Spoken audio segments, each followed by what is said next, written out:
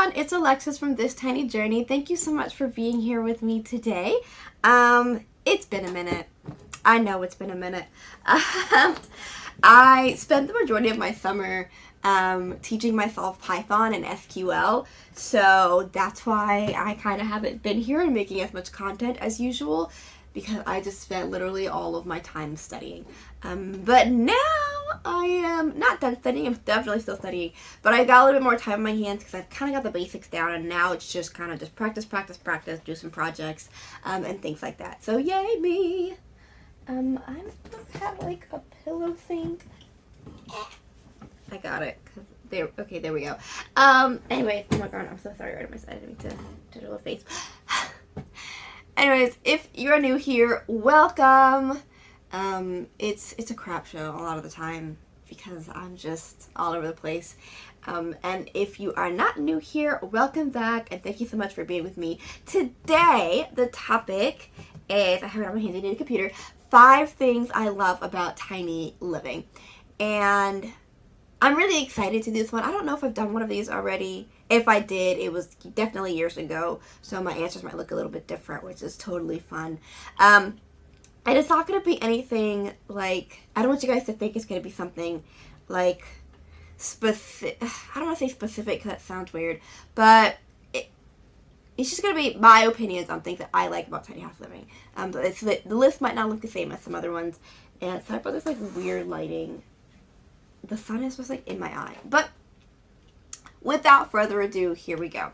So this is in no like order. This is just and how I remembered it and how I wrote it down. So number 1, 5 things I like about tiny house living is that I have everything I need in like 200 something square feet. That is just so cool to me and so humbling to me. Like every single thing I could possibly need, I literally have in my house right now in such a confined space. I got my kitchenette. I've got my kitchen that I use. I've got the bathroom / laundry. I have a wonderful room with a queen size bed and a closet to fit all of my clothes, and I have a second loft for all the stuff that I try to hide from people. I've got my bookshelf where I didn't have to get rid of any books, and I still have room for more books. I have my, under the staircase reading nook that I don't get to use, but I have it every single, okay, that's not even a need, that's just a want, but every single thing that I need, I have in my house. I didn't need this big grand space to like accomplish that, and that fills me with so much joy. Like, I love that about my house. Every time I'm just sitting and I'm looking and I'm like, wow, everything is here. Oh, my heart just filled with so much joy. I've got a fridge that's not a mini fridge.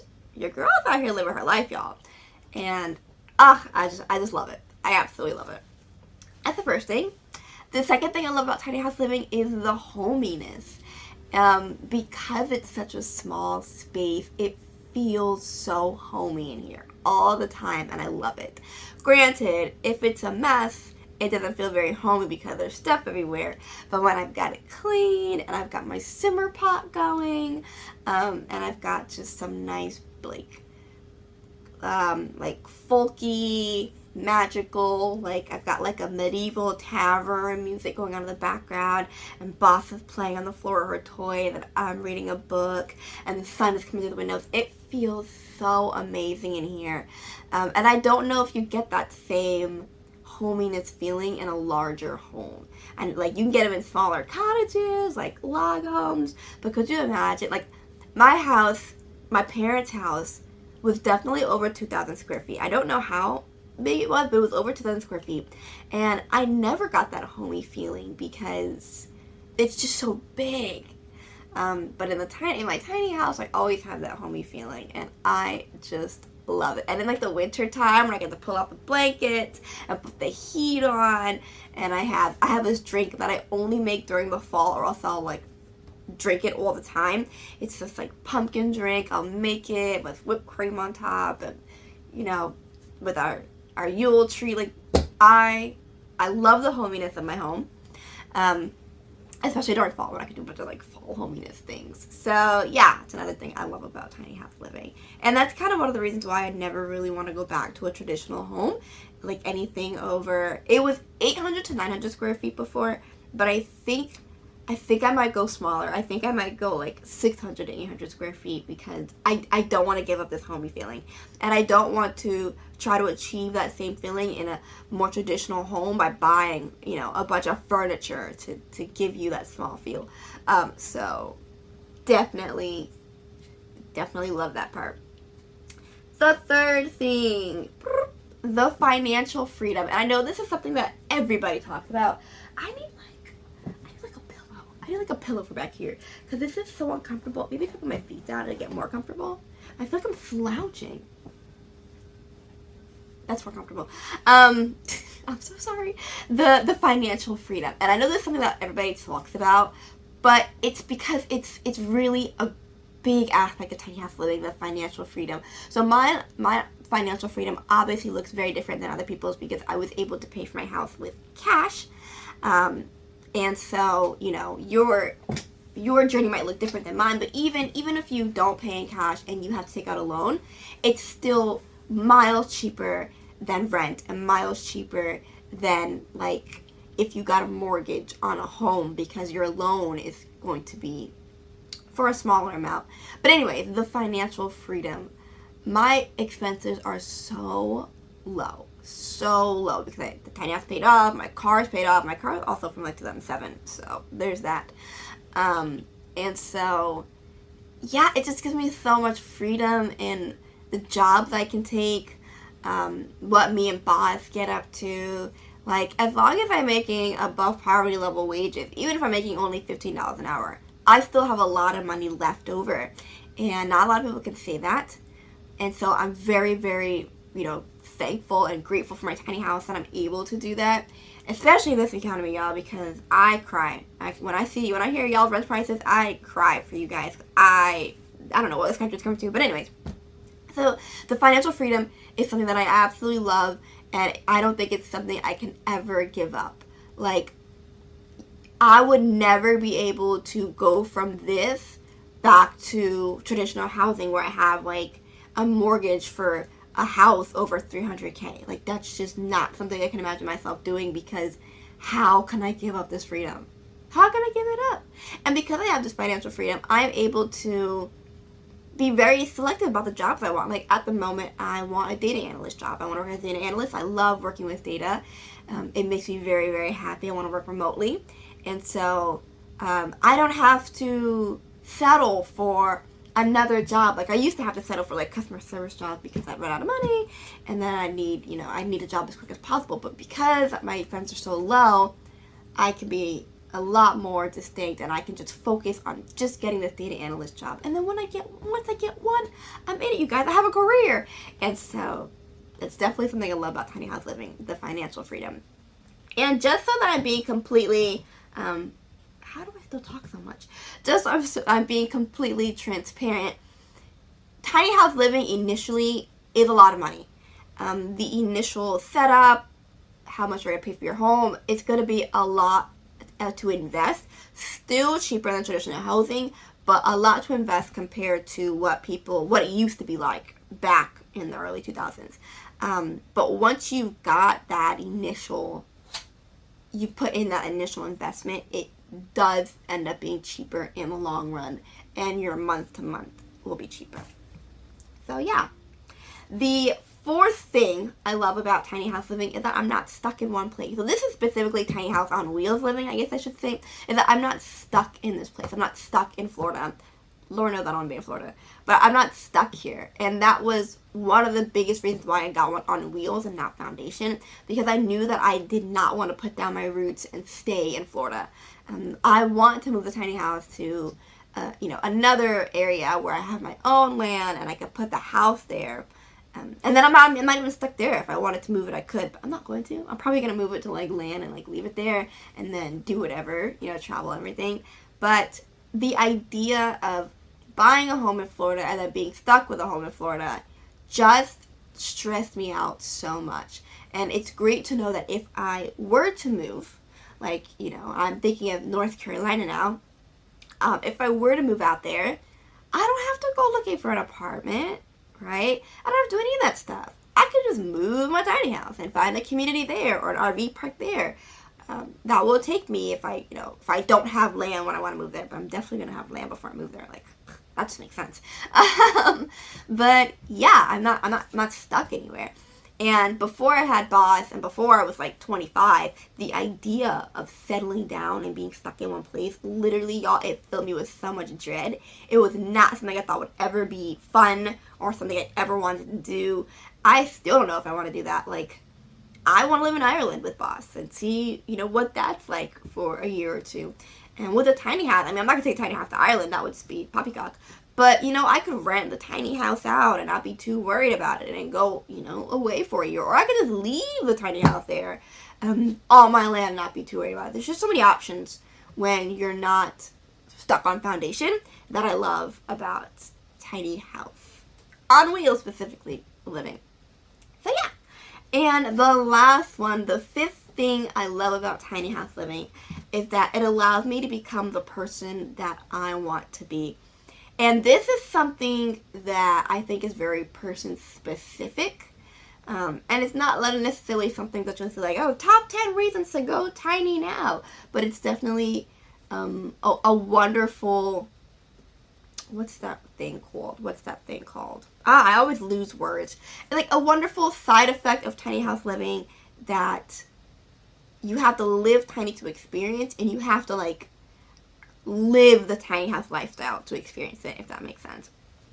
And it kind of does this in like, so tiny house living, even if though it's very popular and it's very like Instagrammable, it's still not the norm, right? It's still not mainstream. There are still people that think that this is absolutely stupid, it's a bad idea, and a bunch of other things. But I realized that once you go against the grain of living, not necessarily, but once you go against the grain in one aspect of your life, you start to look at where else have you been living in the grain, and necessarily that doesn't work for you, if I'm like making sense. So since I, went tiny, I thought, okay, this is something that society says necessarily this is a bad idea, right? The bigger the better, but I've gone smaller. So in what other aspects of my life have I been listening to society where I can maybe come up with alternative options that I like better?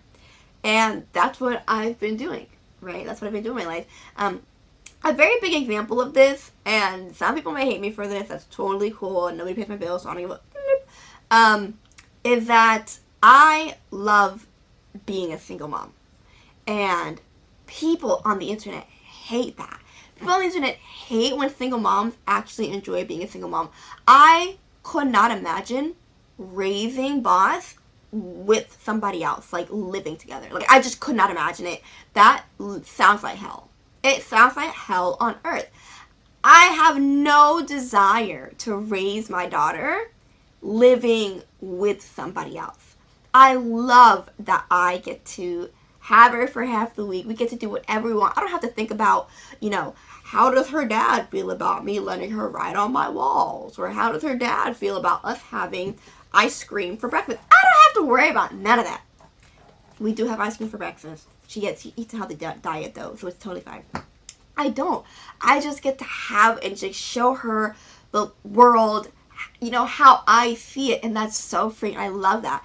And I love that me and her dad co-parent great. We got lucky with each other because we're such great co-parents, and I don't interfere, when he's doing things with her. We always talk about the important stuff, but like little things like what they do day to day, that's him and it is me. We never fight, so this is normal to her living like this, and she sees us together, and she's happy because we're happy, and it's great. I love it. And society wants me to hate it. They want me to hate being a single mom because, you should be a 2-parent household and all this stuff.